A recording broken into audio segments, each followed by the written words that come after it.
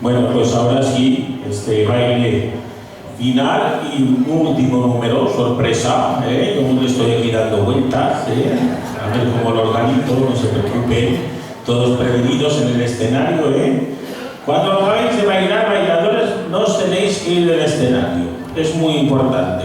Vamos a estar todos en este momento en el escenario, ¿vale? Bueno, yo sigo pilotando. Jesús, ¿qué jota tenéis que bailar ahora? Bonito. Vale.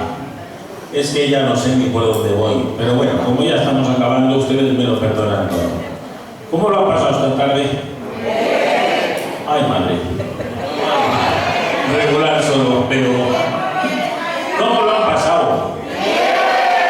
Hombre, entonces nosotros nos vamos contentos. Si no, no podemos pedir más jornada. Si ustedes no se van contentos de aquí, nosotros no podemos pedir más jornada. Y aún así ya veremos cómo está la cosa.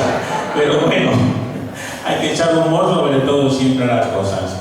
Bueno, pues si ustedes lo han pasado bien, un pilar más, otro pilar más que nos echamos a nuestra cuenta, nosotros nos vamos más que contentos, satisfechos y pagados por todo el esfuerzo pues, que supone no solo el ratito de estar aquí, evidentemente pues muchos tiempos, muchas horas de ensayo y preparación. Voy a aprovechar, antes he nombrado a Tony, nuestro profesor de rondalla, y he requerido un aplauso para él, también para requerirlo para Maite Alós, que es nuestra profesora de baile.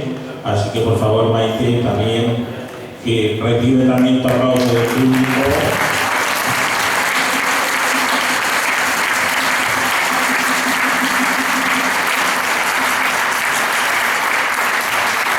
Y antes de continuar, como no, tenemos a César, profesor de canto, también aquí en escena, y que no ha parado de presentar y presentar y presentar. Un aplauso también para él. Gracias.